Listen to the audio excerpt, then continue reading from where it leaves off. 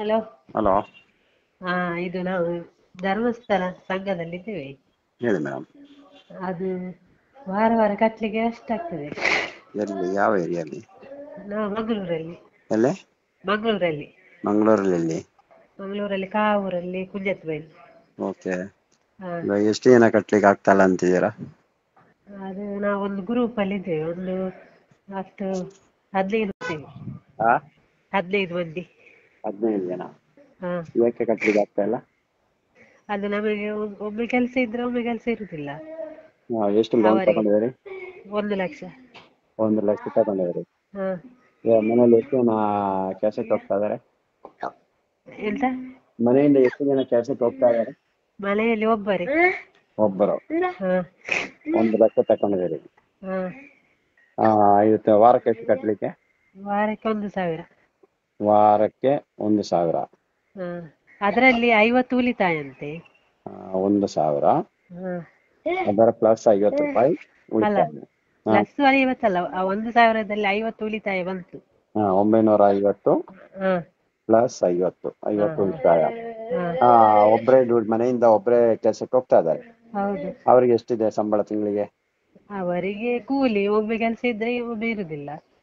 ಇವಾಗ ನೀವು ತಿಂಗಳಿಗೆ 4,000 ಕಟ್ತಾ ಇದ್ದೀರಾ? ಹೌದು. ಹೌದಲ್ವಾ? ಅಲ್ಲ, 3,600 ಕಟ್ತಾ ಇದ್ದೇನೆ. 1,000 ರೂಪಾಯಿ ಹಿಂಗಾದ್ರೆ 4 ವಾರ ಅಲ್ವಾ? ಹೌದು, 4 ವಾರ. 3,600 ಅಂತ ಹೇಳಿದ್ರು ಅವರು. ಹೇಳು, ಅದು ಗೊತ್ತಿಲ್ಲ ನಿಮ್ಗೆ ಇನ್ನು? ಹಾ, ಸರಿ ಗೊತ್ತಿಲ್ಲ. 3,600 ರೂಪಾಯಿ ವಾರಕ್ಕೆ ಕಟ್ತಾ ಇದ್ರಿ? ಅಲ್ಲ, ತಿಂಗಳಿಗೆ. ತಿಂಗಳಿಗೆ ಕಟ್ತಾ ಇದ್ರಿ. ಹಾ. ಹಾ. ಯಜಮಾನ್ರು ಏನು ಕೆಲಸ? ಅವರು ಇದು ಕರೆಂಟ್ ಇದ್ದು ಕೂಲಿ ತರ ಮಾಡುದು. ಯಾವ ತರ? ಕೂಲಿ ತರ. ಹಾ, ಹಾ. ಕೂಲಿ ಕೆಲಸ. ಹೌದು. ಅವಾಗ ದಿನದ ಕೆಲಸ ಇರುತ್ತಾ? ದಿನಾಲು ಇರುದಿಲ್ಲ ಸರ್, ಒಮ್ಮೆ ಇದ್ರೆ ಒಮ್ಮೆ ಇರುದಿಲ್ಲ. ತಿಂಗಳಿಗೆ ಎಷ್ಟು ಸಂಪಾದನೆ ಆಗ್ಬೋದು? ಎಷ್ಟು ಅಂತಿಲ್ಲ, ಒಂದ್ ಸ್ವಲ್ಪ ಆಗ್ತದೆ. 10,000 ತಿಂಗಳಿಗೆ ಆಗ್ಬೋದಾ? ಎಷ್ಟು ಅಂತಿಲ್ಲ, ದಿನಕ್ಕೆ ಅವರು ಎಲ್ಲ ಸಾಮಾನು ತರುದು. ಒಂದು 10,000 ಆಗ್ಬೋದಾ ತಿಂಗಳಿಗೆ? 10,000 ಒಳಗೆ ಆಗ್ಬೋದು. ಸರಿ, ಓಕೆ. ಒಂದು 8,000 ಇಟ್ಕೊಳ್ಳಿ. ಹಾ. ಇವಾಗ ಎಷ್ಟು ಜನ ಮಕ್ಕಳು? ನನಗೆ 4. 4 ಜನ. 4 ಜನ ಮಕ್ಕಳಿಗೆ ತಿಂಗಳಿಗೆ ಖರ್ಚು ಎಷ್ಟು ಬೀಳ್ಬೋದು? ಅದೇ ಒಬ್ಬರು ದೊಡ್ಡವಳಿಗೆ ಮದುವೆ ಮಾಡಿ ಕೊಟ್ಟಿದ್ದೇವೆ. ಇನ್ನು 3 ಜನ ಇದ್ದೀರಿ. 3 ಜನರ ಖರ್ಚು ಜನ 50 ರೂಪಾಯಿ ಬೇಡವಲ್ಲ? ಒಬ್ಬರಿಗೆ 3 ಜನ ಮಕ್ಕಳು ಪ್ಲಸ್ ನೀವು 5 ಜನ ಇದ್ದೀರಿ. ಹೌದು. 5 ಜನಕ್ಕೆ ಕಡಿಮೆ ಅಂದ್ರೆ ಒಂದು 40 ರೂಪಾಯಿ ಬೇಕಲ್ಲ ಡೈಲಿ? ಹೌದೌದು. 200 ರೂಪಾಯಿ ನಿಮ್ಗೆ ಡೈಲಿ ಇದಕ್ಕೇನೆ ಬೇಕು, ಖರ್ಚಿಗೆ ಬೇಕಲ್ಲ? ಹೌದು. 3ರಲ್ಲಿ 6. ಆ ಲೆಕ್ಕ ಕಮ್ಮಿ ಖರ್ಚು ನೋಡು. 6,000 ರೂಪಾಯಿ ತಿಂಗಳಿಗೆ ಬೇಕು. ಹೌದು. 6,000 ಪ್ಲಸ್ ಇಲ್ಲಿ 3,600. ಹೌದು. 9,600 ಬೇಕು. ನೀವು ಅಲ್ಲಿ ಕಮ್ಮಿ ಸಂಬಳ ಅಂತಾರೋ ನೀವು ಹೇಳ್ತಾ ಇರೋದು ಒಂದು 8,000 ರೂಪಾಯಿ ಸಿಗ್ಬೋದು. ಓಡಾಟಕ್ಕೆ ಆಕಳೆ ಹೋಗಿ ಏನು ಹೋಗ್ಲಿಕ್ಕೆ ಇರದೆ ಇರೋದು. ಇವಾಗ ಯಾವ ಆಧಾರ ಮೇಲೆ ನಿಮಗೆ ಅವಾಗ ಸಾಲ ಕೊಟ್ಟಿರೋದು? ನೀವು ಕಟ್ತೀರಂತ ಹೆಂಗ್ ಗೊತ್ತಿತ್ತು ಅವರಿಗೆ? ನಿಮ್ಗೆ ಎಷ್ಟು ಅವ್ರು ಕೇಳಿಲ್ವಾ ನಿಮ್ಗೆ ಎಷ್ಟು ಸಂಬಳ ಬರ್ತಾ ಇದೆ, ಎಷ್ಟು ಜನ ಮನೆಯಲ್ಲಿ ಇದ್ದೀರಿ? ಬೇರೆ ಸಾಲ ಇದೆಯಾ, ಇದೊಂದೇ ಸಾಲ ಇರೋದು? ಇಲ್ಲ, ಇವರು ಇದು ಹೀಗೆ ಕೊಡುದು ಅಂತ ಹೀಗೆ ಹೇಳ್ತಾರೆ. ನಿಮಗೆ ಬೇಕು ತೆಗೀರಿದ್ರೆ ಮತ್ತೆ ತೆಗುದಿಲ್ಲ, ಬೇಗ ತೆಗೀರಿ. ನಾವು ಮತ್ತೆ ಅದು ಎಲ್ಲ ಅಡ ಇಟ್ಟಿದ್ದೇವೆ, ಬಂಗಾರ ಸ್ವಲ್ಪ ಇದ್ದದ್ದು. ಅದಕ್ಕೆ ಆಗಿ ಒಂದು ಆಸೆ ಆಯ್ತು, ಆಗ ನಾವು ತೆಗ್ದಿದ್ದೇವೆ. ಅದನ್ನು ಬಿಡಿಸುವ ಅಂತ. ಅದು ಬಿಡಿಸಲಿಕ್ಕೆ ಇಲ್ಲಿಂದ ದುಡ್ಡು ತಗೊಂಡಿರೋದು? ಹೌದು. ಅಲ್ಲ, ಬಂಗಾರ ಇದ್ರೆ ಬಂಗಾರ ಕಮ್ಮಿ ಬಡ್ಡಿ ಆಗ್ತಾ ಇದೆಯಲ್ಲ, ಇಲ್ಲಿ ಬಡ್ಡಿ ಜಾಸ್ತಿ ಆಗ್ತಾ ಇದೆ ಅಲ್ಲ? ಹೌದು, ಅದೇ ನಾನು ಈಗ ಎನಿಸುದು. ಈಗ ಹಾಗೆ ಆಗ್ತದೆ ನನಗೆ. ಅಲ್ಲ? ಹೌದು. ಈಗ ಅವ್ರು ಕೇಳ್ಬೇಕಲ್ಲ ನಿಮ್ಗೆ ಎಷ್ಟು ಸಂಬಳ ಇದೆ, ಎಷ್ಟು ಜನ ಮನೆಯಲ್ಲಿದ್ದಾರೆ, ಮಕ್ಕಳು ಎಜುಕೇಶನ್ ಮಾಡಿಸ್ತಾರ, ಬೇರೆ ಆದಾಯ ಮೂಲ ಯಾವುದು ಎಲ್ಲ ಕೇಳಿಕೊಡ್ಬೇಕು ತಾನೆ ಅವರು? ಇದೆಲ್ಲ RBI ರೂಲ್ಸ್ ಏನು ಈ ತರ ತಗೊಂಡೋಗಿ ನೋಡಿದ್ದೇವೆ, ಅದೆಲ್ಲ ನೋಡಿ ನಾವು ನಂಬರ್ ಎಲ್ಲ ಕಲೆಕ್ಟ್ ಮಾಡಿದ್ವಿ. ಓಕೆ. ನಿಮಗೆ ಕಟ್ಲಿಕ್ಕೆ ಕಷ್ಟ ಆದ್ರೆ ಕಟ್ಟೋದೇ ಬೇಡಿ. ಸಂಘಟನೆಯವರು ಬಿಡುದಿಲ್ಲಲ್ಲ ಸರ್ ಅವರು. ಯಾರು? ಅವರು ಬಿಡುದಿಲ್ಲಲ್ಲ ಕಟ್ಟದೆ. ಇವಾಗ ನೋಡಿದ್ರಲ್ಲ, ಇವತ್ತು ಸಂತೋಷ್ ಅವರು ಕೊಟ್ಟಿದಾರಲ್ಲ, ಎಷ್ಟು ಸಾವಿರ ಜನ ಕಟ್ತಾ ಇಲ್ಲ ಅಂತ. ಹೌದೌದು. ಬಿಡಲ್ಲ ಅಂತ ಅಲ್ಲ, ಬಿಡ್ತಾರೆ, ನೀವು ಕಟ್ಬಾರ್ದು ಅಷ್ಟೇ. ನೀವು ಕಷ್ಟ ಆದ್ರೆ ಕಟ್ಬೇಡಿ. ಹೋಗಿ ಆತ್ಮಹತ್ಯೆ ಮಾಡ್ಕೊಳ್ಬೇಡಿ, ಅದನ್ನ ಹೇಳ್ತೀನಿ ನಾನು. ಎಷ್ಟೋ ಜನ ಆತ್ಮಹತ್ಯೆ ಮಾಡ್ಕೊ, ಒಂದೆರಡಲ್ಲ. ಒಂದು 4 ತಿಂಗಳ ಹಿಂದೆನೆ 6,500 ಜನ ಇದ್ರು. ಇವಾಗ ಈ ಹೋರಾಟ ಬಂದ್ಮೇಲೆ ಎಲ್ಲ ಜೀವಂತವಾಗಿ ಇದ್ದಾರೆ. ಇವಾಗ ಮನೆಯಲ್ಲಿ ಅಮ್ಮ ಮಕ್ಕಳೆಲ್ಲ ಒಟ್ಟಿಗೆ ಇದ್ದಾರೆ ಇವಾಗ.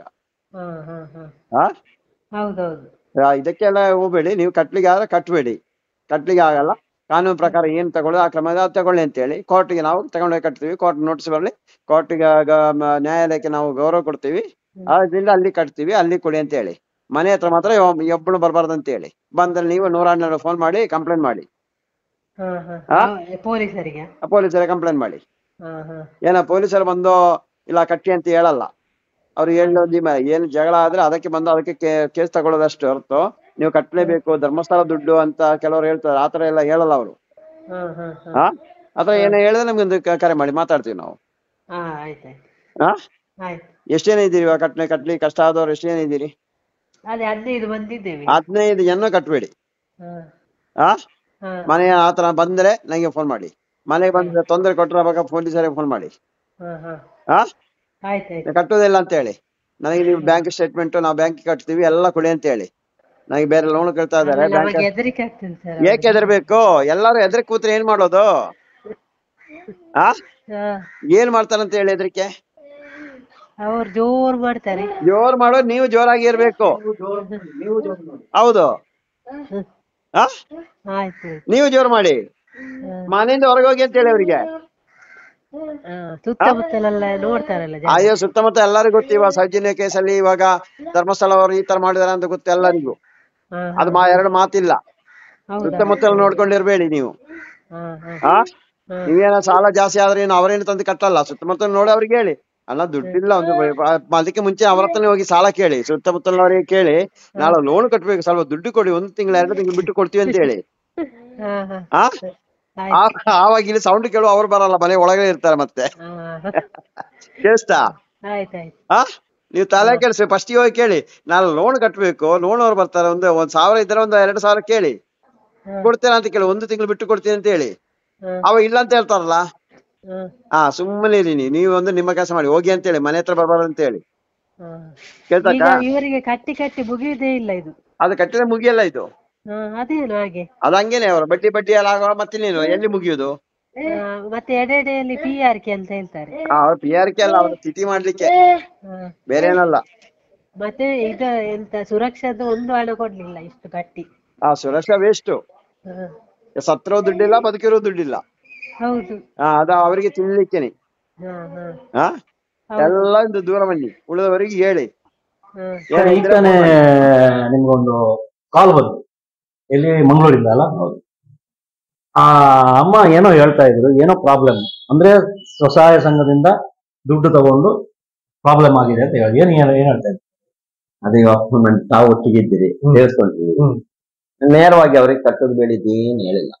ನೇರವಾಗಿ ಒಂದೊಂದೇ ವಿಚಾರ ಮಾಡುವಾಗ ಸಾಲ ತಗೊಂಡಿರೋದು ಬ್ಯಾಂಕ್ ಅಲ್ಲಿ ಚಿನ್ನ ಬಿಡಿಸಲಿಕ್ಕೆ ಸಾಲ ತಗೊಂಡು 1 ಲಕ್ಷ. ಅಪ್ಪ ಹೆಣ್ಮಕ್ಳಿಗೊಂದು ಆಸೆ ಇರುತ್ತೆ. ಹೌದು, ಬ್ಯಾಂಕ್ ಅಲ್ಲಿ ಇತ್ತು. ಇವಾಗ ಹೇಳ್ತಾ ಇರೋದನ್ನ ಅರ್ಥ, ಬ್ಯಾಂಕ್ ಅಲ್ಲಿ ಚಿನ್ನ ಇದ್ರೂ ಪರವಾಗಿಲ್ಲ, ಇದು ಬೇಕು, ಕಟ್ಲಿಕ್ಕೆ ಆಗ್ತಾ ಇಲ್ಲ ಅಂತ ಅಷ್ಟು ನೊಂದಿದ್ದಾರೆ. ಅದೇ ನಮ್ಮ ಕೇಳಿದೆ, ವಾರಕ್ಕೆ ಎಷ್ಟು ಕಟ್ತಾ ಇದ್ದೀರಾ ಅಂತ ಕೇಳುವಾಗ 950 ರೂಪಾಯಿ ಪ್ಲಸ್ 50 ಉಳಿತಾಯ ಖಾತೆ ಅಂತ. ಉಳಿತಾಯ ಖಾತೆ ಅಂತ 950 ಪ್ಲಸ್ 50 ಕೊಡ್ತಾ ಇದಾರೆ. 1,000 ರೂಪಾಯಿ. ನನ್ನ ಲೆಕ್ಕಲ್ಲಿ ಅವ 4,000 ವಾರಕ್ಕೆ ಬರ್ಬೇಕಿತ್ತು. ಅವ್ರು ವಾರಕ್ಕೆಲ್ಲ ತಿಂಗಳಿಗೆ ಅವ್ರು 3,600 ರೂಪಾಯಿ ಕಟ್ತಾ ಇದಾರೆ. ಸರ್, ಈಗ ನಮಗೆ ಕಟ್ಲಿಕ್ಕೆ ಆಗ್ತಾ ಇಲ್ಲ, ಗಂಡ ಕೂಲಿ ಕೆಲಸ ಮಾಡ್ತೀವಿ, ಹೋಗ್ತಾ ಇರೋದು, ಪರ್ಮನೆಂಟ್ ಆಗಿ ಕೆಲಸ ಇಲ್ಲ ಅಂತ ಹೇಳ್ತಾ ಇದ್ದಾರೆ. ಅದಕ್ಕೆ ನಾನು ಅವ್ರಿಗೆ ಕೇಳಿದೆ, ಎಷ್ಟು ಜನ ಮಕ್ಕಳು? ಎಷ್ಟು? 4 ಜನ. ಒಂದು ಮದುವೆ ಆಗಿದೆ. ಹೌದು. 3 ಜನ ಮನೇಲಿ ಇದ್ದಾರೆ. ಹೌದು. ಇವಾಗ ಅದರಲ್ಲಿ ಮನೆ ಒಬ್ಬರಿಗೆ ಮದುವೆ ಟೋಟಲ್ 5 ಜನ, ಇವಾಗ 4 ಜನ ಮನೆಯಲ್ಲಿ ಇದ್ದಾರೆ. ಆ ರೀತಿಯಲ್ಲಿ ಲೆಕ್ಕಾಚಾರ ಮಾಡಿದರೆ 200 ರೂಪಾಯಿ ಖರ್ಚು ಇಟ್ಕೊಳ್ಳಿ. ಊಟ ಅದು ಇದೆಲ್ಲ ಬೇಕೇ ಬೇಕಲ್ಲ ಸರ್, ಕಮ್ಮಿ ಖರ್ಚದು. ಹೌದು, ಲೀಸ್ಟ್ ಖರ್ಚದು. ಆ ರೀತಿಯಲ್ಲಿ 6,000 ರೂಪಾಯಿ ಮನೆ ಖರ್ಚು ಬೇಕು. ಉಳಿಲಿಕ್ಕೆ ಮಾತ್ರ, ತಿನ್ಲಿಕ್ಕೆ ಮಾತ್ರ. ಬಟ್ಟೆಗೆ ಇಲ್ಲ, ಚಪ್ಪಲಿಗೆ ಇಲ್ಲ, ಯಾವುದಕ್ಕೂ ಇಲ್ಲ. ಇದು ಸ್ಕೂಲ್ ಫೀಸ್ ಎಲ್ಲ ಕಟ್ಟಬೇಕು. ಅವ್ರಿಗೆ ಸಿಗ್ತಾ ಇರೋ ಸಂಬಳ ನಾನು ಕೇಳಿದ್ರೆ, ಸರ್ ತಿಂಗಳು ಸರಿಯಾಗಿ ಕೆಲಸ ಏನೋ ಸಿಗ್ತಾರೆ, 8,000 ರೂಪಾಯಿ ಸಿಗ್ಬೋದು. 8,000 ರೂಪಾಯಿ ಸಂಬಳ ಸಿಗ್ಬೋದು ಅವರಿಗೆ ಕೆಲಸ ಇದ್ದಾರೆ. ಇಲ್ಲ, ಈಗ 6,000 ರೂಪಾಯಿ ಇವ್ರ ಖರ್ಚಾಯ್ತು. 6,000 ಖರ್ಚಾಯ್ತು, ಪ್ಲಸ್ 3,600 ಇದಕ್ಕೆ ಕಟ್ಬೇಕು. 9,600 ರೂಪಾಯಿ ಕೊಡ್ಬೇಕು. ಬರೋದು 8,000 ರೂಪಾಯಿ. ಹೌದು. ಏನ್ ಮಾಡೋಣ ಸರ್? ಮನೆಗೆ ಈ ದುಡ್ಡು ಬಡ್ಡಿ ದುಡ್ಡು ಕಟ್ಟಲಿಕ್ಕಿರೋದ್ರಿಂದ ಮನೆಗೆ ಹೋಗಿ ಮನೆಗೆ ಒಂದು ಮಕ್ಕಳಿಗೆ ತಿಂಡಿ ಸಮೇತ ಇಟ್ಕೊಂಡು ಅಂತ ಪರಿಸ್ಥಿತಿಯಲ್ಲಿ ಇದ್ದಾರೆ. ಉದಾಹರಣೆ ಹೇಳೋದಂದ್ರೆ, ನಾನು ಒಂದು 3 ವರ್ಷ ಹಿಂದೆ ಚಳ್ಕೆರೆ ಕಡೆ ಹೋಗಿ ಬರ್ತಾ ಇದ್ದೆ. ಹೋಗಿ ಬರುವಾಗ ಬಸ್ ಹತ್ತಿಗೆ ಒಂದು ಗೂಡಂಗಡಿ ಹತ್ರ ನಿಂತಿದ್ದೆ. ನಿಂತಿರುವಾಗ ಪಾಪ ಯಾರೋ ತಾತ ಬಂದು ಹಿಂಗೆ ಏನೋ ಐಟಮ್ ಎಲ್ಲ ತಕೊಂಡ. ಅವಾಗ ಬಿಸ್ಕೆಟ್ ಏನಾದ್ರು ತಗೊಂಡು ಬಿಸ್ಕೆಟ್ ಎಲ್ಲ ಇಟ್ಟು ನೋಡ್ದ, ಏನೋ ಇಷ್ಟೇ ಅಮೌಂಟ್ ಅಂತ ಹೇಳ್ದ. ಅಮೌಂಟ್ ಅಂತ ಆಗುವಾಗ ಎಲ್ಲ ಲೆಕ್ಕ ಮಾಡಿ ನೋಡಿದ್ರೆ ಅಷ್ಟು ಅಮೌಂಟ್ ಇದೆ, ಕೊಡ್ಬೋದು, ತಗೊಳ್ಬೋದು. ಕೊಟ್ರೆ ತಾತ ಹೇಳ್ತಾರೆ, ನಾನು ನಮ್ಮ ಮಗ್ನ ಸರ್ಟಿಫಿಕೇಟ್ ತಗೊಳ್ಳಿಕ್ಕೆ ಹೋಗ್ಬೇಕು ಕಚೇರಿಗೆ, ಅವನಿಗೆ ನಾನು 200-300 ರೂಪಾಯಿ ಕೊಡ್ಬೇಕು, ನಾನು ಇದು ತಕೊಂಡ್ರೆ ಯಾಕೆ, ಯಾವ ತರ ಕೊಡೋದು ಅಂತ ಕೇಳ್ತಾರೆ. ಅವಷ್ಟು ಆಲೋಚನೆ ಮಾಡ್ತಾರೆ. ಲಾಸ್ಟ್ ಆ ತಿಂಡಿಯನ್ನು ತೆಗೆದು ಅಲ್ಲೇ ಇಟ್ಬಿಟ್ಟು ಉಳಿದ ಮಿಟ್ಟನ್ನು ಮಾತ್ರ ಇಸ್ಕೊಂಡಿಲ್ಲ. ಈ ಶಾಪ ಯಾರಿಗೆ ಮುಗ್ತಾ ಇತ್ತು? ಈ ಅಲ್ಕಟ್ಟು ಕಚೇರಿಯಲ್ಲಿದ್ದಲ್ಲ ಭ್ರಷ್ಟಾಚಾರಿ ಅಧಿಕಾರಿ, ಅವ್ರಿಗೆ ತಾನೆ. ಅವ ತಗೊಂಡು ಹೋಗ್ತಾನೆ, ಅವ ಒಳ್ಳೊಳ್ಳೆ ಬೇಕರಿಗೆ ಹೋಗಲ್ಲ ಐಟಮ್ ತಗೊಂಡು. ಪಾಪ ಏನೋ ಒಂದು ಬಿಸ್ಕೆಟ್ ರಸ್ಕೆನ ತಗೊಂಡ್ರು, ಅದನ್ನು ತಂದೆಗೆ ಎಷ್ಟು ನೋವಾಗ್ತಾ ಇರ್ಬೋದು. ಅದೇ ಪರಿಸ್ಥಿತಿ ಅಲ್ಲ ಇಲ್ಲೂ ಅದೇ ಪರಿಸ್ಥಿತಿ ತಾನೇ. ಮನೆ ಶನಿವಾರ ಆಗುವಾಗ ಏನ ಮಾಡಿ ಎಲ್ಲೋ ಹೆಂಗಾದ್ರೂ ಆಗ್ಬೋದು, ದುಡ್ಡು ಬರ್ಬೇಕು. ಮನೆಯಲ್ಲಿ ಜಗಳ, ಒಳ್ಳೆಯಾಗಿ ಒಂದು ಊಟ ಮಾಡ್ಲಿಕ್ಕೆ ಆಗಲ್ಲ, ಒಂದು ಮಕ್ಕಳು ತಿಂಡಿ ತಗೊಂಡು ಹೋಗ್ಲಿಕ್ಕೆ ಆಗಲ್ಲ. ನಾನ್ ವೆಜ್ ತಿನ್ನೋರಾದ್ರೆ ನಾನ್ ವೆಜ್ ತಿನ್ಬೇಕು, ಅದಕ್ಕಿಲ್ವಲ್ಲ, ಯಾವ್ದು ಇಲ್ಲಲ್ಲ ಅಲ್ಲಿ. ಅದು ಇಲ್ಲ. ಒಂದು 10 ರೂಪಾಯಿ ಬಿಸ್ಕೆಟ್ ಪ್ಯಾಕೆಟ್ ತಗೊಂಡು ಹೋಗೋಕೆ ಆಗಲ್ಲ. ಯಾಕಂದ್ರೆ ಇಲ್ಲಿ ಬರೋ 8,000 ರೂಪಾಯಿಗೆ 9,600 ರೂಪಾಯಿ ಕಮಿಟ್ಮೆಂಟ್ ಅಂದ್ರೆ ಎಲ್ಲಿಂದ ಏನ್ ತಗೊಂಡ್ ಹೋಗ್ತಾರೆ? ಈ ಶಾಪವನ್ನು ಎಲ್ಲಿ ತಗೊಂಡು ಹೋಗ್ತಾರೆ ಗೊತ್ತಾಗಲ್ಲ, ಎಲ್ಲಿ ತಗೊಂಡು ಇಡ್ಲಿಕ್ಕೆ ಅಂತ ಗೊತ್ತಾಗ್ತಾರೆ. ಎಲ್ಲ ಶಾಪ ಬಡ್ಡಿ ಮಕ್ಕಳಿಗೆ ಈಗ ಬಂದು ಧಮಕಿ ಹೊಡಿತಾ ಇದಾರ. ಈಗ ಬಂದು ದುಡ್ಡು ಕಟ್ಬೇಕಂತ ಧಮಕಿ ಅಂತ. ಅದಕ್ಕೆ ಕಾನೂನು ಪ್ರಕಾರ ಹೇಳ್ಕೊಟ್ಟು ಇವರಿಗೆ ಇಷ್ಟೆಲ್ಲ ಇದು ಸಾಲ ಕೊಡ್ಬೇಕಾದ್ರೆ ಇವ್ರು ಕೇಳ್ಬೇಕು, ನಿಮ್ಗೆ ಎಷ್ಟು ಸಂಬಳ ಇರುತ್ತೆ, ನಿಮಗೆ ಏನ್ ಕೆಲಸ ಮಾಡ್ತಾ ಇದ್ರಿ, ಮನೇಲಿ ಎಷ್ಟು ಜನ ಇದ್ದಾರೆ, ಕೊಟ್ಟಿರೋ ಕಟ್ಲಿಕ್ಕೆ ಆಗ್ಬೋದಾ ಇಲ್ಲವೆಲ್ಲ ನೋಡ್ಬೇಕಲ್ಲ ಸರ್. ಇದೇನು ಅಭಿವೃದ್ಧಿ ಮಾಡಿಸ್ತಾರೋ, ರಾಜ್ಯದ ಅಭಿವೃದ್ಧಿ ಅಂತ ಮುನ್ನೇನ ಕೊಡ್ತಾ ಇದ್ದಲ್ಲ. LH ಮಂಜುನಾಥ್ ಅಂತ ಒಬ್ಬನ ಬೀಳ್ಕೊಡುಗೆ ಸಮಾರಂಭ ಮಾಡಿ ಏನೋ ದೊಡ್ಡದಾಗಿ ಮಾಡಿದಾನೆ ಅಂತ ಹೇಳ್ತಾ ಇದ್ದಾನೆ. ಇದೇನ ಮಾಡಿರೋದು ಅಭಿವೃದ್ಧಿ? ಸಾಯಿಸಿರೋ ಲೆಕ್ಕ ತೆಗೀರಿ ಸ್ವಾಮಿ. ಮೊದಲು ಅವರ ಕುಟುಂಬವ್ರು ಯಾವ ತರ ಬೀದಿಗೆ ಬಂದಿದ್ದಾರೆ ನೋಡಿದ್ರು. ಎಷ್ಟೋ ಜನ ಆತ್ಮಹತ್ಯೆ ಮಾಡ್ತಾ ಇದ್ದಾರೆ. ಒಂದು 6,500 ಆಗಿದೆ, ಮುಂಚೆನೆ ಆಗಿದೆ, ಸುದ್ದಿಲ್ಲ ಆಗಿರೋದು. ಇವಾಗೆಲ್ಲ ನಾವು ಅಲ್ಲಲ್ಲಿ ಮಾಡ್ತಾ ಇದ್ದೀವಿ, ನಾವೆಲ್ಲರಿಗೂ ಧೈರ್ಯ ತುಂಬಿಸ್ತಾ ಇದೀವಿ. ಯಾವುದೇ ಕಾರಣಕ್ಕೆ ಅದನ್ನೇ ಇವರಿಗೂ ಹೇಳಿದ್ರು, ಯಾವುದೇ ಕಾರಣಕ್ಕೆ ನೀವು ಆತ್ಮಹತ್ಯೆ ಅಂತ ಹೋಗಬೇಡಿ ಅಂತ ಹೇಳ್ತಾ ಇರೋದು. ಮುಂದಿನ ನಮ್ಮ ಸಂತೋಷ್ ಅವರ ಟೀಮ್ ಹೋಗಿ, ಹೌದು ಅದೇ ವಿಚಾರ ನಾನು ಹೇಳಕ್ ಬಂದೆ. ಅವರು ಹಾಕಿದ್ದಾರೆ, ದಯವಿಟ್ಟು ಆತ್ಮಹತ್ಯೆ ಮಾಡ್ಬೇಡಿ, ಆತ್ಮಹತ್ಯೆ ಮಾಡಿದ್ರೆ ಸೌಜನ್ಯ ಕೇಸ್ ಮುಚ್ಚ ಹೋಗುತ್ತೆ, ದಯವಿಟ್ಟು ಆ ರೀತಿ ಮಾಡಬೇಡಿ. ಹೌದು, ಎಲ್ಲರೂ ಹೆದರಿ ಭಯ ಬಿದ್ದು ಆತ್ಮಹತ್ಯೆ ಮಾಡ್ಕೊಂಡ್ರೆ ಏನ್ ಪ್ರಯೋಜನ ಇದೆ? ಇವಾಗ ಮಳೆಗಾಲ ಬಂದ್ರೆ ತುಂಬಾ ಕಷ್ಟ ಆಗುತ್ತೆ ಸರ್. ಅದಕ್ಕೆ ನಾನು ಈ ಮೂಲಕ ತಮ್ಮ ಮಾಧ್ಯಮ ಮುಖಾಂತರ ಎಲ್ಲರಿಗೂ ಹೇಳ್ತಾ ಇದ್ದೀನಿ, ಕಟ್ಲಿಕ್ಕೆ ಕಷ್ಟ, ಕಟ್ಲೇಬೇಡಿ. ಕಾನೂನು ಪ್ರಕಾರ ಕಟ್ಲಿಕ್ಕಿಲ್ಲ. ಅವ್ರು ಇಷ್ಟೆಲ್ಲ ಎಷ್ಟೋ ಜನ ಇವಾಗ ಕಟ್ತಾ ಇಲ್ಲ, ಯಾರ ಮೇಲೂ ಒಂದು ದೂರು ದಾಖಲು ಮಾಡಿಲ್ಲ. ಯಾಕೆ ದೂರ ಮಾಡ್ಬೋದಿತ್ತಲ್ಲ, ದಾಖಲು ಮಾಡ್ಬೋದ? ಒಂದೇ ಒಂದಾದ್ರೂ ದಾಖಲು ಮಾಡಿ ತೋರಿಸಿ. ಒಂದಾದ್ರೂ ದೂರು ದಾಖಲು ಮಾಡಕ್ಕೆ ಅಲ್ಲಿ ಪಾಸ್ಬುಕ್ ಇಲ್ಲ, ಅಕೌಂಟ್ ನಂಬರ್ ಇಲ್ಲ, ಏನಿಲ್ಲ, ಸುಮ್ಮನೆ ಅದೇ ನೀವಾಗ ಠಾಣೆ ಹೋಗಾಗ ಠಾಣೆ ಇವಾಗ ಪೊಲೀಸ್ ಅವ್ರು ಇವರಿಗೆ ಯಾರಿಗೆ ಬೈ ನಿಯತ್ತಾಗಿ ಕೆಲಸ ಮಾಡ್ಲಿಕ್ಕೆ ಪ್ರಾರಂಭ ಮಾಡಿದಾರೆ. ಅವರ ಡ್ಯೂಟಿ ಅವ್ರು ನಿಯತ್ತಾಗಿ ಮಾಡ್ತಾರೆ. ಅವ್ರು ಅದನ್ನೇ ಕೇಳ್ತಾ ಇದ್ದಾರೆ, ಚೆಕ್ ಬುಕ್ ಏನೋ ಇದೆಯಾ, ಚೆಕ್ ಬೌನ್ಸ್ ಆಗಿದೆಯಾ, ಪಾಸ್ಬುಕ್ ಇದೆಯಾ, ಅಕೌಂಟ್ ನಂಬರ್ ಇದೆಯಾ, ಏನು ಪ್ರೂಫ್ ಇದೆ ಕೊಟ್ಟಿರೋದು? ನಾನು ಹೇಳ್ದಂಗೆ 5 ರೂಪಾಯಿದು ಪೆನ್ನು, 20 ರೂಪಾಯಿ ಪುಸ್ತಕ ತೆಗೆ ಕೊಟ್ಟರು. ಇದು ಆಗಲ್ಲ ಅಮ್ಮ ಅಂತ ಹೇಳಿದ್ರಂತೆ, ತಗೊಂಡು ಹೋಗಿ ಅಂತ ಹೇಳಿದ್ರಂತೆ. ಅಷ್ಟೇ ಇರೋ ಸ್ವಾಮಿ, 5 ರೂಪಾಯಿ ಪೆನ್ನಲ್ಲೂ 20 ರೂಪಾಯಿ ಪುಸ್ತಕ ಬರೋದಲ್ಲ, ಅದು ಏನಕ್ಕೋಸ್ಕರ ಆಗುತ್ತೆ? ಏನಕ್ಕೆ ಆಗ್ತಾ ಹೇಳಿ? ಎಲ್ರು ಧೈರ್ಯ ಮಾಡಿ ನಿಂತ್ಕೋಬೇಕು ಅಷ್ಟೇ. ಅದಕ್ಕಲ್ಲ ಮನೆ ಬರ್ತದೆ, ಮನೆ ಬಂದ್ರೆ ಪೊಲೀಸ್ ಕಂಪ್ಲೇಂಟ್ ಮಾಡಿ ಅಷ್ಟೇ. ಮನೆ ಒಳಗಡೆ ಪರ್ಮಿಷನ್ ಹೆಂಗ್? ಹೌದು, ಮನೆ ಉಪ್ಪಿನಹಳ್ಳಿಯಲ್ಲಿ ಅದೇ ತರನೇ ಬೆಳಿಗ್ಗೆ 11 ಗಂಟೆಯಿಂದ 5 ಗಂಟೆ ತನಕ ನಮ್ಮೂರೆಲ್ಲ ಹೇಳಿ ಕೇಳ್ತಾ ಇಲ್ಲ, ಮನೆಯಿಂದ ಹೋಗ್ತಾನೆ ಇಲ್ಲ ಅಂತೆ. ಪೊಲೀಸಲ್ಲಿ ಕಂಪ್ಲೇಂಟ್ ಮಾಡಿದ್ರು, ಬಂದ್ರು, ಆ ನಂತರ ಅಲ್ಲೇ ಕೂತಿದಾರಂತೆ. ಆಮೇಲೆ ನಾನೇ ಫೋನ್ ಮಾಡಿದೆ, ಹೇಳಿ ಯಾರಂತ ಹೇಳೋ ಹೇಳಿ, ಅವ್ರು ಅಲ್ಲಿಂದ ಓಡಿದ್ರು. ಮತ್ತೆ ಸುದ್ದಿ ಇದು ಏನಾಗುತ್ತೆ ಗೊತ್ತಾ? ಇದು ನಾನು ಈಗ ನಮ್ಮ ದಕ್ಷಿಣ ಕನ್ನಡ ಜನನ ನಾನು ಬೈಯೋದಲ್ಲ, ಅಲ್ಲಿ ಸ್ವಲ್ಪ ಮುಗ್ಧರು ಜಾಸ್ತಿ ಇದಾರೆ. ಅವ್ರು ಏನ್ ಭಯ ಬೀಳ್ತಾರೆ, ಮಾತಾಡಕ್ಕೆ ಭಯ ಬೀಳ್ತಾರೆ. ಅದಕ್ಕೆ ಡೈರೆಕ್ಟ್ ಆಗಿ ಮನೆ ಒಳಗಡೆ ನುಗ್ತಾರೆ.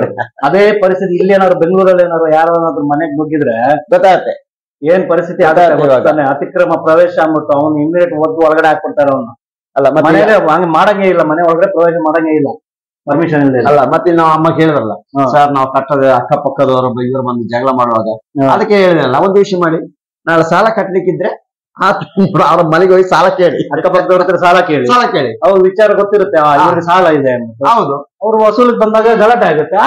ಹೌದು ಆಗ್ಲಿ ಅದಕ್ಕೆ ಅಕ್ಕಪಕ್ಕದವ್ರು ಯಾರು ನೋಡಲ್ಲ, ನಾವೆಲ್ಲ ಮನೆ ಒಳಗಡೆ ಹೋಗಿ ಕೂತಿರ್ತೀವಿ. ಯಾರು ₹1 ಕೊಡಲ್ಲ ಸರ್, ಯಾರಿಗೊಂದು ಊಟ ಹಾಕಲ್ಲ, ಎಲ್ಲ ಸೆಲ್ಫಿ ಅವರವರಿಗೆ ಮಾತ್ರ. ನಾನು ನನ್ನ ಹೆಂಡತಿ ಮಗಳು ಚೆನ್ನಾಗಿರ್ಬೇಕು, ಅವ್ರಿಗೆ ಎಷ್ಟು ಕೋಟಿನ ಮನೆ ಕಟ್ಟಬಹುದು, ಎಷ್ಟು ದೊಡ್ಡ ಬಟ್ಟೆ ಹಾಕ್ಬೋದು, ಆರಾಮಿರ್ಬೋದು. ಆ ಪಾಪ ಬಡಪಾಯಿ ಅಲ್ಲಿದ್ದಾನೆ, ಅವನಿಗೆ ಒಂದು ಹೆಲ್ಪ್ ಮಾಡಲ್ಲ, ನಂದು ಇರಲಿ ಅಂತ ಆ ಮೆಂಟಾಲಿಟಿ ಇಲ್ಲ. ಈ ರೀತಿಯಲ್ಲಿ ಕಷ್ಟದಲ್ಲಿ ಇದ್ದಾರೆ. ಸರಿ, ಅವ್ರು ಸಾಲ ತಗೊಂಡು ಆಯ್ತಪ್ಪ ನಾನು ಇಷ್ಟೆಲ್ಲ ಖರ್ಚು ಮಾಡಿದೆ, ನಂದು ಒಂದು ಪಾಲು ಕೊಟ್ಬಿಡೋಣ ಇರ್ಲಿ ಅಂತ ಆ ಒಂದು ಮನೋಭಾವನೆ ಇಲ್ಲ. ಒಂದಿಷ್ಟು ಜನ ಇದ್ದಾರೆ, ಇಲ್ಲ ಅಂತಲ್ಲ, ಅದು 100ರಲ್ಲಿ 1% ಏನೋ ಸಿಗ್ಬೋದು, ಅದಕ್ಕೆ ಜಾಸ್ತಿ ಸಿಗಲ್ಲ. ಏನೋ ಅವರಾಗಿ ನಾನು ನನ್ನ ಹೆಂಡತಿ ಮಕ್ಕಳು ದೊಡ್ಡ ಬಂಗ್ಲೆ ಕಟ್ಬೇಕು, ಆರಾಮಾಗಿರ್ಬೇಕು. ಇಷ್ಟೆಲ್ಲ ಸೆಕೆ ಆಗಿದೆ. ದುಡ್ಡಿರುವವರು AC ಎಲ್ಲ ತಗೊಂಡು ಹೋಗಿದ್ದಾರೆ. ಬಡವರು ಒಂದಿನಾದ್ರು ಆಲೋಚನೆ ಮಾಡಿದಾರ? ಒಂದಿನಾದ್ರು ಆಲೋಚನೆ ಮಾಡಿದಾರ? ಯಾವ ಮಾತಾಡ್ತಿದ್ರು ಅವಾಗ ಮಕ್ಕಳು ಹೇಳ್ತಿದೆ ಎಲ್ಲ AC ತಗೊಳ. ಅಮ್ಮ ನಮಗೆ ಫ್ಯಾನ್ ಆದ್ರೂ ಇದೆ, ಫ್ಯಾನ್ ಇಲ್ಲದ ಮನೆ ಎಷ್ಟು ಇರ್ಬೋದು, ಅವ್ರ ಕಷ್ಟ ನೀವು ಅರ್ಥ ಮಾಡ್ಕೊಳ್ತಾರ ಅಂತ ಕೇಳ್ತಾರೆ. ಅದು ಮಾನವೀಯತೆ, ಅದು ಮನಸ್ಸಿಂದ ಬರಬೇಕು. ಇನ್ನೊಬ್ಬರು ಹೇಳೆಲ್ಲ ಬರೋದು. ಬರವಲ್ಲ, ಫ್ಯಾನ್ ಇದೆ ತಾನೆ, ಅದನ್ನ ಮಾಡ್ಕೊಳ್ಳಿ ನೀವು, ಸಾರ್ದ ಎಷ್ಟು ಸೆಕೆಂಡ್ ಆಗುವುದಲ್ಲ. ಈ ರೀತಿ ನನ್ನ ಮನೋಭಾವ ನಮ್ಮವರಿಗೆ ಬಂದ್ರೆ ನಮ್ಮ ದೇಶ ಯಾವತ್ತೂ ಉದ್ಧಾರ ಆಗ್ತದೆ. ಇವತ್ತು ಇದು ಹಂಗೆ ಅಲ್ಲ, ತುಂಬಿಸಿದವನೇ ತುಂಬಿಸ್ಕೊಳ್ಳೋದು, ತಿನ್ನುವನೇ ತಿಂತಾರೆ. ಇನ್ನೊಬ್ಬನ ವಿಷಯ ಅವರಿಗೆ ಬೇಕಂತ ಇಲ್ಲ. ನಾನು ಅದನ್ನೇ ನಮ್ಮ ದೇಶಗಳ ಜನತೆ ಹೇಳ್ತೇನೆ, ನೋಡಿ ಆ ತರ ಆಗ್ಬೇಡಿ. ಸೌಜನ್ಯ ವಿಷಯದಲ್ಲಿ ಎಲ್ಲರೂ ಕೈ ಜೋಡಿಸಿ ನೇಹನಾದ ಘಟನೆಯನ್ನು ಇನ್ನೂ ಮರುಕಳಿಸಬಾರದು. ಇಲ್ಲಾಂದ್ರೆ ಇಲ್ಲಿ ಇವಾಗ ಮೀನಲಾಗಿರುವಂತ ಅದು ಇನ್ನೊಬ್ಬರಿಗೆ ಆಗ್ಬಾರ್ದು. ಆದ ನಂತರ ಅಯ್ಯೋ ಹೋಯ್ತಾ ಅಂತ ಹೇಳ್ಬಾರ್ದು. ಪ್ರತಿಯೊಬ್ಬರು ಮುಂದೆ ಬನ್ನಿ, ರಾಜಕೀಯ ಜಾತಿ ಧರ್ಮವನ್ನು ಬದಿಗಿಟ್ಟು ನಮ್ಮ ದೇಶದಲ್ಲಿರುವಂತ ಇಂಥ ಕಠೋರಿಗಳು, ಇಂಥ ಉಗ್ರಾಮಿಗಳ ವಿರುದ್ಧ ಬನ್ನಿ. ಎಲ್ಲರೂ ಒಗ್ಗಟ್ಟಾದ್ರೆ ಅದನ್ನ ಎದುರಿಸೋ ದೊಡ್ಡ ವಿಚಾರನೇ ಅಲ್ಲ ಸರ್. ಎಲ್ಲರೂ ತನ್ನಷ್ಟೇ ಕಾನು ಬರುತ್ತೆ, ಒಂದೇ ದಿನಕ್ಕೆ ಒಂದು ವಾರಕ್ಕೆ ಕಾನು ಬರುತ್ತೆ, ಆವಾಗೆಲ್ಲ ಚಿತ್ಕೊಳ್ಳೋದು ತನ್ನಷ್ಟೇ ಬುದ್ಧಿ ಬರುತ್ತೆ. ಏನ್ ಮಾಡ್ಬೇಕಂತ ಹೇಳಿ ಹಳ್ಳಿಲಿ 50 ಮನೆ ಇದ್ರೆ, ದಕ್ಷಿಣ ಕನ್ನಡದ ಒಂದು ಹಳ್ಳಿಲಿ ಒಂದು 50 ಮನೆ ಇದ್ರೆ, ಆ 50 ಮನೆಯವರು ಸಾಲ ತಗೊಂಡಿದ್ದಾರೆ ಅಂದ್ರೆ 50 ಮನೆಯವರು ಒಗ್ಗಟ್ಟಾಗಿ ನಿಂತ್ರೆ ನಾವು ಕಟ್ಟಲ್ಲ. ಹೌದು, ನೀವೇನ್ ಮಾಡ್ತೀರಾ ಮಾಡ್ಕೊಳ್ಳಿ, ನಾವು ಕಟ್ಟಲ್ಲ. ಒಗ್ಗಟ್ಟಾಗಿ ನಿಂತ್ರೆ ಏನ್ ಮಾಡ್ತಾರೆ? ಏನ್ ಮಾಡ್ಲಿಕ್ಕೆ ಆ ರೀತಿ ಒಗ್ಗಟ್ಟಲ್ಲಿ ನಿಂತ್ಕೊಂಡಿದ್ದು ನಾವು ಹೇಳೋದು. ಇವಾಗ ಯಾವುದೇ ರೀತಿಯಲ್ಲೋ ಇವರ ಮನೆ ಬರ್ಲಿಕ್ಕಿರೋ ಹಕ್ಕಿಲ್ಲ. ಮನೆ ಬಂದ್ರೆ ದುಡ್ಡು ಬಲಾತ್ಕಾರವಾಗಿ ಶೇಖರಣೆ ಮಾಡ್ಲಿಕ್ಕೂ ಆಗಲ್ಲ. ಮತ್ತೆ ಯಾವ ರೀತಿ ಕೊಡೋ ಆಲೋಚನೆ ಮಾಡ್ಬೇಕಿದ್ರು. ಅಷ್ಟಿದ್ರೆ ಮಾತ್ರ ಎಲ್ಲ ಬ್ಯಾಂಕ್ ಮುಖಾಂತರ ಕೊಡೋ ವ್ಯವಸ್ಥೆ ಮಾಡ್ಬೇಕಿತ್ತು. ಇಷ್ಟೆಲ್ಲ ಅಭಿವೃದ್ಧಿ ಆಗಿದೆ ಅಲ್ಲ ದೇಶ, ಇದನ್ನು ಮಾಡ್ಬೋದಿತ್ತಲ್ಲ. ಇದೆಲ್ಲ ಬ್ಲಾಕ್ ಮನಿ ಅಂತ ಕಪ್ಪಣ ಅಂತ ಹೇಳ್ತೀವಿ. ಕಪ್ಪಣ ಅಂದ್ಬಿಟ್ಟು 35 ಟ್ರಸ್ಟ್ ರೆಡಿ ಮಾಡಿ ಆ ಟ್ರಸ್ಟ್ ಮುಖಾಂತರವಾಗಿ ಕೊಡ್ತಾ ಇರೋದು. ಕೋಟಿ ಆಸ್ತಿ ಮಾಡಿದ್ರೆ ಎಲ್ಲಾ ಕಪ್ಪಣ. ಯಾವುದೇ ಸರ್ಕಾರಕ್ಕೆ ಯಾವುದೇ ತೆರಿಗೆಯನ್ನು ಕಟ್ಟೋದಿಲ್ಲ. ಎಲ್ಲ ಟ್ರಸ್ಟ್ ಅಂಡರಲ್ಲಿ ಇದೆಯಲ್ಲ. ನಾವು ಅದು ಮಾಡ್ತಾ ಇದೀವಿ, ಇದು ಮಾಡ್ತೀವಿ. ಏನ್ ಮಾಡ್ತಾ ಇರೋದು?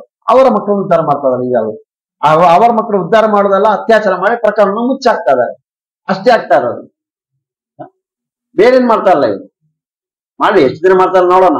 ಜನರು ಎಷ್ಟು ದಿನ ಅದನ್ನು ನೋಡ್ಕೊಂಡೇ ಇರ್ತಾರೆ ನೋಡೋಣ. ನಮ್ಗೆ ಹೇಳಿ ಸರ್, ಹೇಳಿ. ನಮ್ಮ ಜನತೆ ಹೇಳ್ತಾ ಇರೋದು, ಸಾಲ ತಗೊಂಡಿರೋರು ಯಾರು ಕಟ್ಟುವ ಶಕ್ತಿ ಇಲ್ಲ. ಮತ್ತೆ ನಾನು ಕಟ್ತೀವಿ ಅಂತ ಹೇಳಿ ನೀವು ಕಟ್ತಾ ಏನ್ ಬೇಕಾದ್ರೆ ಮಾಡಿ. ನಿಮಗೆ ಕಷ್ಟ ಇದ್ರೆ ಕಟ್ಬೇಡಿ, ಧೈರ್ಯವಾಗಿ ಮನೆಯಲ್ಲೇ ಇರಿ. ಮನೆಗೆ ಏನಾದ್ರು ಇವರು ಬಂದ್ರೆ ಪೊಲೀಸರಿಗೆ ಕಂಪ್ಲೇಂಟ್ ಮಾಡಿ. ನಿಮ್ಮ ಮನೆಗೆ ಬಂದು ಏನಾದ್ರು ತೊಂದರೆ ಕೊಟ್ಟರೆ, ಸೌಂಡ್ ಮಾಡಿದ್ರೆ ಪೊಲೀಸರ ಕಂಪ್ಲೇಂಟ್ ಕೊಟ್ಟು ನೇರವಾಗಿ ಲೆಟರ್ ಅಲ್ಲಿ ಬರೆದು ಕೊಡಿ ಠಾಣೆಗೆ. ಅವ್ರು ಬಂದು ಅಲ್ಲಿ ಮುಚ್ಚಲಿಕ್ಕೆ ಬರೆದು ಕೊಡ್ಬೇಕು. ಇವಾಗ ಅದೆಲ್ಲ ಇವಾಗ ಇನ್ನೊಂದು ನಡೀತಾ ಇದೆ ಅಂತ ಇವಾಗ ನನಗೆ ಕರೆ ಮಾಡಿ ಮಾತಾಡಿದ್ರು. ಏನಂತ ಹೇಳಿದ್ರೆ ಖಾಲಿ ಪೇಪರ್ ತಂದ್ಬಿಟ್ಟು ಗಂಡ ಮನೆಯಲ್ಲಿ ಹೆಂಡತಿ ಅವ್ರ ಸೈನ್ ಮಾಡಿಸ್ಕೊಂಡು ಹೋಗೋ ಕೆಲಸ ನಡೀತಾ ಇದೆ. ಖಾಲಿ ಪೇಪರ್ ಯಾರು ಸೈನ್ ಮಾಡ್ತಾರ? ಅಷ್ಟು ತಿಳುವಳಿಕೆ ಇಲ್ವಾ ಜನರು? ಅಷ್ಟೇ. ಕೆಲವೊಂದು ಅಂತವ್ರಿಗೆ ತಾನೇ ಸಾಲ ಕೊಟ್ಟಿರೋದು ಇವರು, ಅಂತವ್ರಿಗೆ ತಾನೇ ಸಾಲ ಕೊಟ್ಟಿರೋದು ಅಂತ. ಅದಕ್ಕೆ ನೋಡಿ ನಾಳೆ ಒಂದು 60 ಜನ ಇವತ್ತು ಠಾಣೆಗಳಿಗೆ ದೂರು ಕೊಡ್ಲಿಕ್ಕೆಲ್ಲ ರೆಡಿ ಆಗಿದ್ದಾರೆ. 60 ಜನ ರೆಡಿ ಆಗಿದೆ. ಅದಕ್ಕೆ ಒಂದೊಂದೇ ಕಂಪ್ಲೇಂಟ್ ಮಾಡಿದ್ದಾರೆ. ಗ್ರೂಪ್ ಕಂಪ್ಲೇಂಟ್ ಮಾಡ್ಬೇಕಂತ ಯಾರಾದ್ರೂ ಎಷ್ಟು ಸಾಲ ಇಲ್ಲೇ ತಗೊಂಡ್ರು ಏನಿಲ್ಲ ಡಿಟೇಲ್ ಆಗಿ 60 ದೂರನ್ನು ದಾಖಲು ಮಾಡಿ ಅಂತ ಹೇಳಿದ್ವಿ. NCR ಮಾಡಿ ಆದ್ರೂ ಕಮ್ಮಿ ತಗೊಳ್ಳಿ ಅಂತ ಹೇಳಿದ್ವಿ. ಓಟಂಟಿ ಕೆಲಸ ಮಾಡೋದು ಯಾವ ತರ ಮಾಡಿ ಅಂತ ಮುಂದಕ್ಕೆ ಹೋಗ್ಬೋದಲ್ಲ. ಹೋರಾಟಕ್ಕೆ ಒಳ್ಳೆ ದಾರಿ ಆಗ್ತಲ್ಲ ಅದೆಲ್ಲ. ಇನ್ನು ಯಾರಾದ್ರೂ ಅಷ್ಟೇ ನೀವು ಕರೆ ಮಾಡಿ ಪೊಲೀಸರಿಗೆ ದೂರು ನೀಡುದು ಬರೆದು ಕೊಡಿ. ನೀವಾಗೆ ಏನಾಗಿರೋದು, ಎಷ್ಟು ಸಾಲದಕ್ಕೆ ಏನೆಲ್ಲ ಆಗ್ತದೆ ಎಂಬುದನ್ನು ಬರವಣಿಗೆ ಮುಖಾಂತರವಾಗಿ ಠಾಣೆ ಕೊಟ್ಟು ಅದರ ಒಂದು ಪ್ರತಿಯನ್ನು ನಮಗೆ ಕೊಡಿ ಅಂತಲೂ ಈ ಮೂಲಕ ಕೇಳ್ಕೊತಾ ಇದ್ದೀವಿ. ಬೇಕೇ ಬೇಕು, ಅದರ ಒಂದು ಪ್ರತಿ ಬೇಕು ನಮಗೆ. ಇವಾಗ ನೀವು ಎಷ್ಟೋ ಜನ ದೂರು ಕೊಟ್ಟಿದ್ದಾರೆ, ಎಲ್ಲ ಪ್ರತಿಯನ್ನು ತಗೊಳ್ತಾ ಇದ್ದೀವಿ. ಸರ್ಕಾರ ಕಣ್ಮುಚ್ಚಿ ಕೂತಿತ್ತಾನೆ ಕೊಟ್ಟು ಒಂದು ಎಬ್ಬಿಸ್ಬೇಕು ತಾನೆ. ಅದು ಇವರೆಲ್ಲ ಇನ್ನೊಬ್ರು ಒಬ್ಬೊಬ್ಬ ಒಳ್ಳೆ ಅಧಿಕಾರಿ ಇದ್ದೇ ಇರ್ತಾರೆ, ಯಾರಾದ್ರೂ ಒಬ್ರು ನಮಗೋಸ್ಕರ. ಅವ್ರ ಹತ್ರ ಹೋಗೋಣ, ನಮಗೆ ಒಳ್ಳೆ ಜಡ್ಜಿ ಅವರ ಯಾರು ಇರ್ತಾರೆ, ನಮ್ಗೆ ಅವ್ರ ಹತ್ರ ಹೋಗಿ ನಮಗೆ ಇದನ್ನು ಈ ಒಂದು ಸಾಲ ಕೊಟ್ಟಿರೋದನ್ನು ನಿಲ್ಸೋ ಕೆಲಸ ಮಾಡೋಣ ಆದಷ್ಟು ಬೇಗ. ಎಲ್ಲರೂ ನೆಮ್ಮದಿಯಾಗಿರ ಅಂತ ನಾನು ಈ ಮೂಲಕ ನಮ್ಮ ಜನತೆಗೆ ಕೇಳ್ಕೊಳ್ತಾ ಇದ್ದೀನಿ. ಧನ್ಯವಾದ. Okay, thank you sir.